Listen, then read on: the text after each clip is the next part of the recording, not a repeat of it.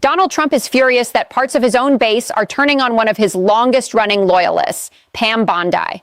After days of loud criticism from conservatives, Trump jumped onto Truth Social with a long, angry message defending Bondi, attacking her right-wing critics, and trying to turn the whole thing back on Democrats. But instead of calming things down, his post is actually making the divide inside MAGA a lot clearer. So in this video, I want to walk through three things: why Trump is so dug in on protecting Pam Bondi, why so many MAGA voices are suddenly done with her, and what Trump's latest outburst tells us about the direction of his movement. Let's start with who we're really talking about here. Who Pam Bondi is in Trump world. Pam Bondi is not some random Republican to Donald Trump. She's been part of his political orbit for years. She was Florida's attorney general from 2011 to 2019, right as Trump was rising in GOP politics. She spoke at the 2016 Republican National Convention, giving a red meat speech attacking Hillary Clinton. And when Trump was impeached the first time, he tapped Bondi to be part of his defense team in the Senate trial. Trump has called her a great attorney general, brought her into his inner circle, and floated her name privately for future roles. There's been periodic chatter that in a second Trump term, she could land at the Justice Department or in some other high-level law enforcement job. So when you see him rush to her defense on social media, that's not random. That's him circling the wagons around someone he views as part of the family. But that family label is exactly what's starting to bother a lot of his own supporters. The old Bondi scandals are back in the spotlight. If you've been following Republican politics for a while, you know Pam Bondi doesn't come to this moment with a clean slate. Two things in particular keep coming up. One, the Trump University donation. Back in 2013, Bondi's office was considering whether to join a multi-state investigation into Trump University, Trump's now defunct real estate seminar business that was flooded with fraud complaints. Right around that time, a political committee backing Bondi's re-election got a $25,000 check from the Trump Foundation. Bondi's office never joined the Trump University lawsuit. The Trump Foundation later paid a penalty to the IRS because that donation violated charity rules. Trump has always insisted there was no quid pro quo, and Bondi has denied any link between the donation and her decision. But that story has always looked swampy, and it directly undercuts the drain the swamp branding that MAGA is supposed to be about. Two, her record on powerful predators and well-connected defendants. As Florida's top law enforcement official, Bondi had a front-row seat to some of the biggest criminal justice scandals in the state. That includes the fallout from the sweetheart plea deal Jeffrey Epstein received from prosecutors in Florida years before. No, Bondi wasn't in office when Epstein first cut that deal, but she later held the most powerful law enforcement job in the state. She did not become a leading voice demanding that Florida reopen every part of that case. She rarely, if ever, used her office to aggressively challenge the way wealth and status shield people like Epstein. For a long time, MAGA media didn't want to touch any of that because Bondi was one of Trump's people. But with Epstein's name back in headlines in recent years, conservative grassroots activists have started to look a lot more closely at every official who had any authority in Florida during that era. That's the backdrop for the backlash we're seeing now. A right-wing base that's angry about double standards in justice, looking at Bondi's record and saying, hold on, how is this person part of the anti-corruption movement?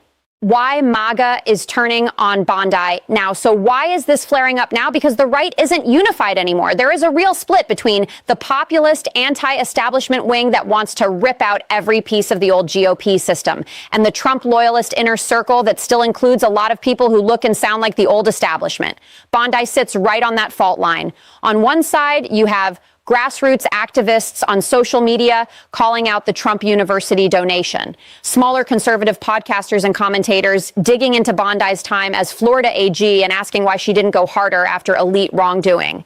Online influencers who've built their brands on no more rhinos, no more insiders, lumping Bondi in with what they see as the old guard. And they're not saying this quietly. They are using the same language they've used against people like Paul Ryan, Mitch McConnell, and Ronna McDaniel. Swamp, career politician, shielding the powerful, protecting the system.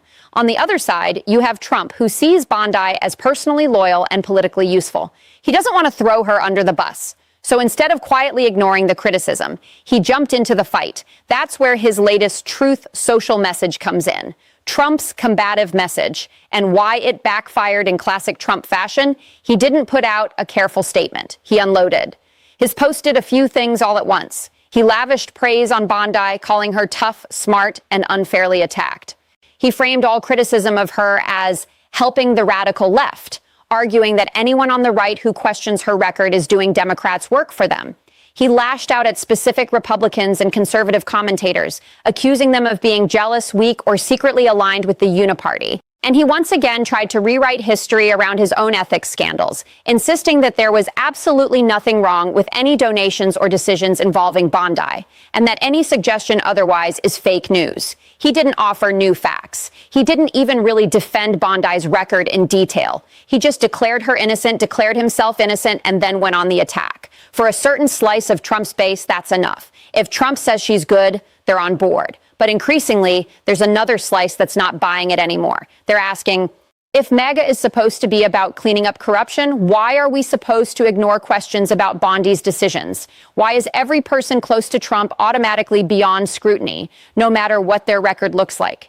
And how many times are we going to be told that any criticism of a Trump ally is helping the left, even when the criticism is about real ethical concerns? That's why this post is controversial. It's not just about the tone or the insults. It's about what it reveals. Trump's instinct is to treat loyalty to him as more important than any drain the swamp principle. We've seen this movie before. If this feels familiar, that's because it is. Look at the pattern over the last few years. Ronna McDaniel. Trump stood by her as RNC chair long after grassroots conservatives were demanding new leadership. When he finally edged away from her, it was only after the pressure became overwhelming. Kevin McCarthy. Trump blessed him as speaker, even as the hard right wanted someone more confrontational. That civil war ended with McCarthy tossed out and the party fractured. Bill Barr and Jeff Sessions. Both were once sold to the base as rock-solid conservative lawyers who would take on the deep state. When they didn't do exactly what Trump wanted, he turned on them and demanded that the base turn too. Dr. Fauci and the COVID response. Trump was the one who elevated Fauci and put him on TV every day. Later, when the base decided Fauci was the enemy, Trump tried to rewrite his role in all of it. Over and over, the message is the same. Loyalty to Trump personally is the organizing principle. Everyone else is either elevated or destroyed depending on where they stand with him. Pam Bondi fits right into that pattern. She's been loyal. She defended him on national TV. She stood by him during impeachment. And now, when some in the base are finally saying, wait, her record doesn't line up with what we say we want, Trump's answer is not to engage with the substance, it's to shout them down. What this says about the future of MAGA. So what does this actually mean going forward?